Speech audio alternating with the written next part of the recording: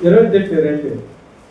அப்பொழுது பூமி மிகவும் அதிரும்படி கர்த்தருடைய தூதன் வானத்திலிருந்து இறங்கி வந்து வாசலில் இருந்த கல்லை புரட்டி தள்ளி அதன் மேல் உட்கார்ந்தார். அல்லேலூயா.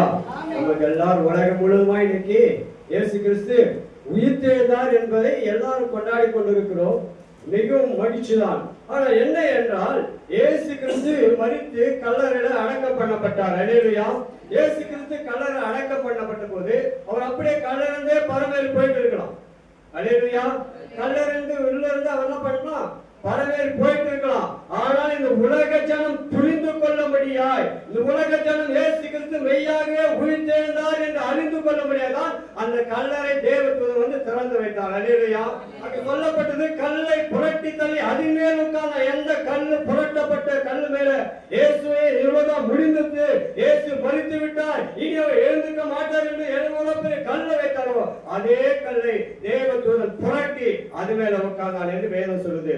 ஏனென்றால் இயேசு கிறிஸ்து அப்படியே பரமோய் போயிடலாம். அதனால்தான் இன்றைய இஸ்மானியர் நம்புவதில்லை. இயேசு கிறிஸ்து உயிர்த்தெழுந்தார்னா நம்புறது. அதுக்காக முன்கூட்டியே சொல்றாங்க அவர் களவாய் கொண்டு போய் விட்டார் என்று சொல்லுங்கள் சொன்னார். ஆனா இயேசு கிறிஸ்து அப்படியே களவாய் கொண்டு போகவில்லை.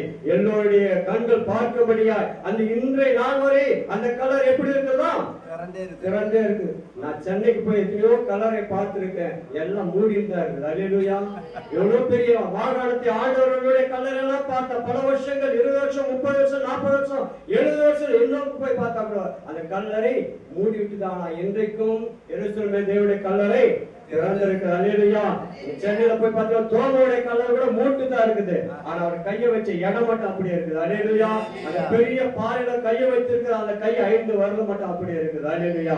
என் கர்த்தராகிய இயேசு கிறிஸ்து உயிர்த்தெழுந்தது உலகம் அறிந்து கொள்ள வேண்டும், உலக ஜனங்கள் தெரிந்து கொள்ள வேண்டும் என்றுதான் இயேசு கல்லறையிலிருந்து உயிர்த்தெழுந்தார். அதை எல்லாரும் பார்க்கபடி அந்த கல்லறை இன்னும் திறந்திருக்கிறது. கர்த்தர் உயிர்த்தெழுந்ததனாலுமாய் கூட கர்த்தரை இன்னுமாய் நாம் மையப்படுத்துவோம். கர்த்தர் தாமே சிறுசாதியை காப்பாராக. அல்லேலூயா.